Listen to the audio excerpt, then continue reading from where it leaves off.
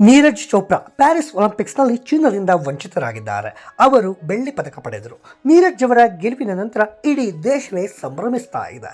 ನೀರಜ್ ಕುಟುಂಬದ ಸದಸ್ಯರು ತುಂಬಾ ಖುಷಿಯಾಗಿದ್ದಾರೆ. ನೀರಜ್ ಗೆಲುವಿನ ನಂತರ ಆತನ ತಂದೆ ತಾಯಿ ಚಿಕ್ಕಪ್ಪರ ಜೊತೆ ಮಾಧ್ಯಮದವರು ಮಾತನಾಡಿದ್ದಾರೆ.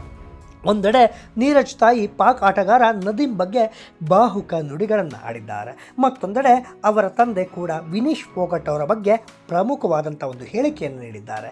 ಆ ಬಗ್ಗೆ ನಾನು ಈ ವಿಡಿಯೋದಲ್ಲಿ ನಿಮಗೆ ಹೇಳ್ತಾ ಹೋಗ್ತೀನಿ. ನೀರಜ್ ಚೋಪ್ರಾ ಮತ್ತೊಮ್ಮೆ ಪದಕ ಗೆದ್ದಿರೋದಕ್ಕೆ ಅವರ ತಾಯಿ ಬಹಳ ಖುಷಿಯನ್ನು ವ್ಯಕ್ತಪಡಿಸಿದ್ದಾರೆ.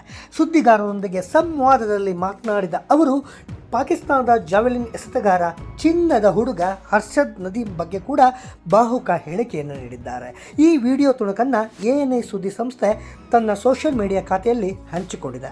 ನಾವು ತುಂಬ ಸಂತೋಷವಾಗಿದ್ದೇವೆ. ನನ್ನ ಮಗ ಗೆದ್ದ ಬೆಳ್ಳಿಯೂ ನಮಗೆ ಬಂಗಾರಕ್ಕೆ ಸಮನಾಗಿ ಕಾಣುತ್ತಿದೆ ಅಂತ ನೀರಜ್ ಚೋಪ್ರಾ ತಾಯಿ ಹೇಳಿದ್ದಾರೆ. ಇನ್ನು ಈ ವೇಳೆ ಹರ್ಷದ್ ನದೀಂ ಬಗ್ಗೆ ಪತ್ರಕರ್ತರು ಕೇಳಿದ ಪ್ರಶ್ನೆಗೆ ಉತ್ತರಿಸಿದಂತಹ ನೀರಜ್ ಚೋಪ್ರಾ ಅವರ ತಾಯಿ, ತೊಂದರೆ ಇಲ್ಲ ಸರ್, ಚಿನ್ನ ತೆಗೆದುಕೊಂಡವನೂ ನಮ್ಮ ಮಗನೇ, ಕಷ್ಟಪಟ್ಟು ಸಾಧನೆ ಮಾಡಿದ್ದಾನೆ. ಪ್ರತಿಯೊಬ್ಬ ಆಟಗಾರನಿಗೂ ಅವನ ದಿನವಿದೆ.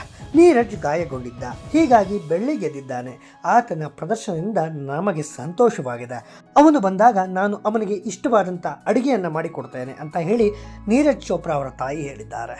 ನೀರಜ್ ಅವರ ತಂದೆ ಮಾತನಾಡಿ, ನೀರಜ್ ಕಷ್ಟಪಟ್ಟು ಕೆಲಸ ಮಾಡಿದ್ದಾನೆ, ಅವನು ಬೆಳ್ಳಿ ಪದಕ ಗೆದ್ದಿದ್ದಾನೆ. ಇದು ಇಡೀ ದೇಶಕ್ಕೆ ತುಂಬ ಸಂತೋಷದ ಕ್ಷಣವಾಗಿದೆ.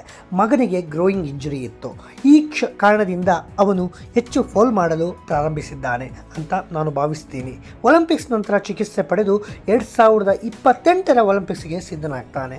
ಅವರು ಮುಂದೆಯೂ ಹೀಗೆ ಅದ್ಭುತ ಪ್ರದರ್ಶನ ನೀಡಲಿ ಎಂದು ಹಾರೈಸ್ತೇನೆ ಅಂತ ಹೇಳಿದ್ದಾರೆ. ವಿನೇಶ್ ಫೋಗಟ್ ಅವರು ಬೆಳ್ಳಿಗಾಗಿ ಅರ್ಜಿ ಸಲ್ಲಿಸಿದ್ದಾರೆ. ಆಕೆಯ ಮನವಿ ಯಶಸ್ವಿಯಾಗುತ್ತದೆ. ಬೆಳ್ಳಿ ಪದಕ ಪಡಿಬೇಕು ಅಂತ ನಾನು ಆಶಿಸ್ತೇನೆ ಅಂತ ಹೇಳಿ ನೀರಜ್ ಚೋಪ್ರಾ ಅವರ ತಂದೆ ಹೇಳಿದ್ದಾರೆ.